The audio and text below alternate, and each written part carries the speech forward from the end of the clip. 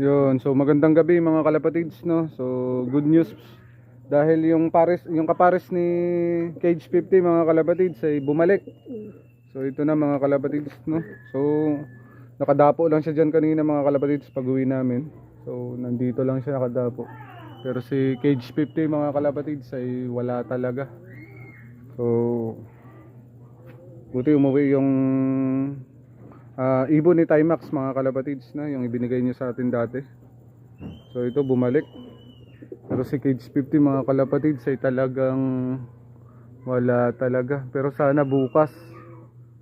Talagang nasabik maglipad yun mga kalapatids. 3 years na sa akin yun, walang lipad-lipad. Tapos sa dating may-ari naman mga kalapatids, ang kwento ng dating may-ari noon, nabili niya lang rin yun. Nabili, ay naibigay ata sa kanya rin.